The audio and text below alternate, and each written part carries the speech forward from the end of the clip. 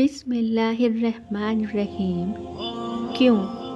ये ऐसा लफ्ज़ है जो हम सब ने ज़िंदगी के किसी न किसी मकाम पे बोला है। या अल्लाह मैं ही क्यों? या अल्लाह उसके साथ ऐसा क्यों नहीं? या फिर या अल्लाह मेरे साथ ऐसा क्यों नहीं? क्योंकि हमने कभी कद्र अल्लाह पे यकीन रखा ही नहीं। हमने कभी अल्लाह के फ़ैसलों पर और अल्लाह की टाइमिंग पर भरोसा रखा ही नहीं।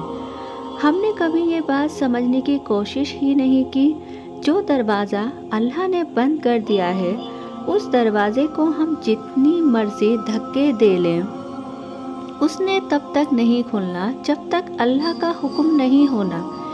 इसी तरह जो दरवाज़ा अल्लाह ने हमारे लिए खोला है उसे हम जितना मर्जी बंद करने की कोशिश कर लें उसने तब तक बंद नहीं होना जब तक अल्लाह ने नहीं चाहना।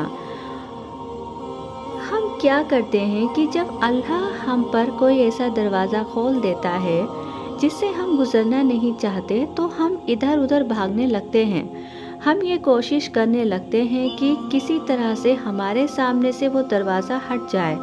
हम हकीकत को तस्लीम नहीं करना चाहते और हमें लगता है कि आंखें बंद कर लेने से वो खुला हुआ दरवाज़ा भी बंद हो जाएगा, जबकि ऐसा नहीं है। वो दरवाज़ा तब तक बंद नहीं होगा जब तक आप वहाँ से गुजर न जाएं। मामला बड़ा आसान और सादा सा है।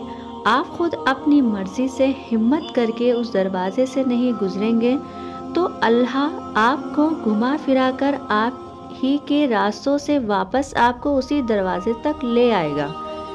यानी आपके पास अल्लाह के फैसलों को मानने के अलावा कोई दूसरा रास्ता नहीं है।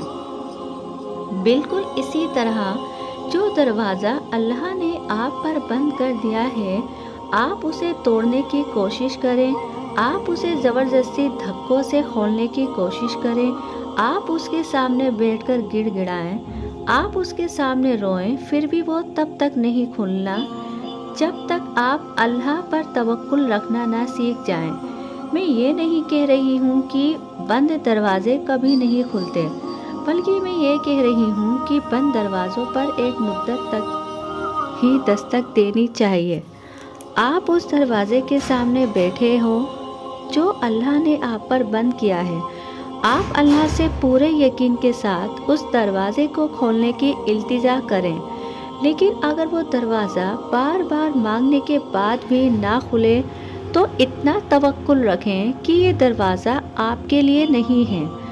अल्लाह ने इससे भी खूबसूरत और बेहतरीन दरवाज़ा आपके लिए चुन रखा है। आपको बस उस बंद दरवाजे के सामने से उठकर चलना है जहाँ भी अल्लाह आपको ले चले।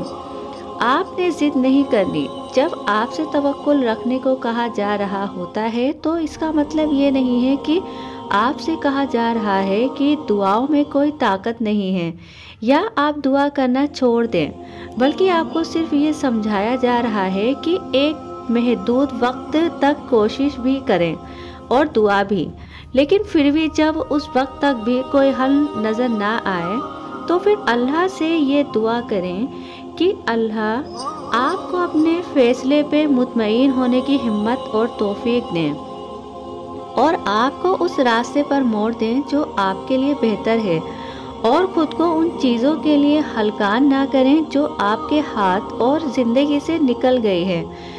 अल्लाह जो भी करता है आपकी बेहतरी के लिए करता है।